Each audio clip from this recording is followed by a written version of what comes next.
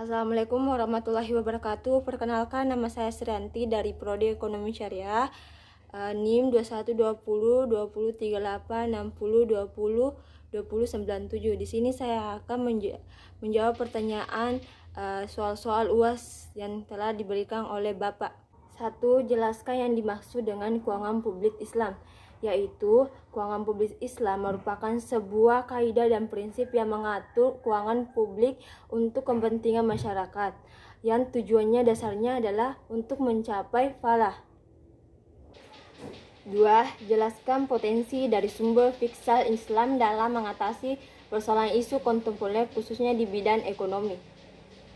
Yaitu berkembangnya isu-isu kontemporer dikarenakan banyaknya masalah-masalah baru yang muncul dikarenakan berkembangnya teknologi yang tak disertai dengan kesiapan orang yang mengalaminya, sehingga mau tidak mau orang-orang zaman sekarang terbawa arus karena kurangnya kesiapan dan penerimaan teknologi yang baru, contohnya Android yang semakin berkembang pada saat ini bukan hanya berdampak baik tapi juga mempunyai dampak buruk pula, yaitu rata-rata masyarakat mulai menjadi percanduan Android sehingga mereka sangat bergantungan kepada Android tersebut dan menimbulkan kekurangannya usaha untuk mencapai karena terlalu dimanjakan oleh segala kemudahan yang ditawarkan Android.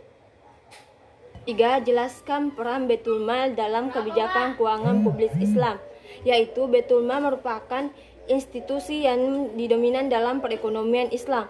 Fungsi dan peran Baitul Mal pada hakikatnya mengolah keuangan negara menggunakan akumulasi dana yang berasal dari pusat-pusat penerimaan seperti zakat, kharaj, jizyah, kumus, fai.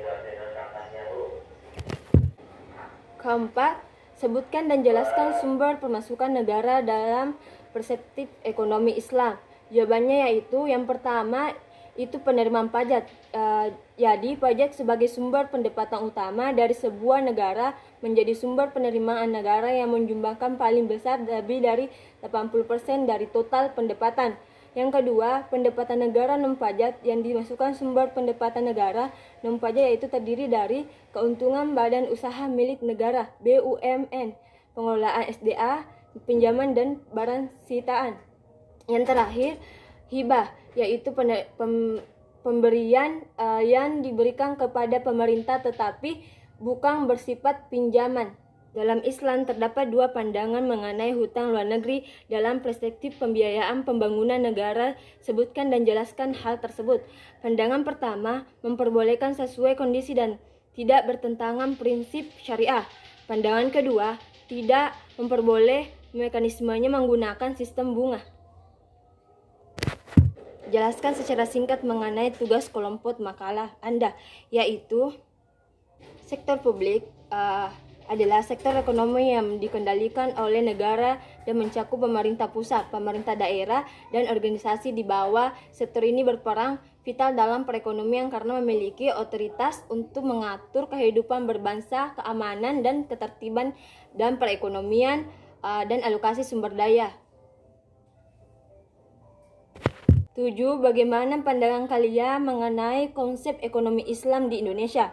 Menurut pendapat saya, ekonomi Islam menjadi penting diterapkan di Indonesia karena ekonomi Islam menjamin keberlangsungan ekonomi masyarakat tanpa adanya monopoli atau pengusahaan harta benda pada satu orang. Indonesia belum menggunakan sistem ekonomi Islam sebagai sistem perekonomian nasional, belum berkembang kelembagaan Islam secara menyeluruh dibanding lembaga konvensional. Itulah tadi penjelasan dari saya. Wabillahi taufiq wal hidayah. Wassalamualaikum warahmatullahi wabarakatuh.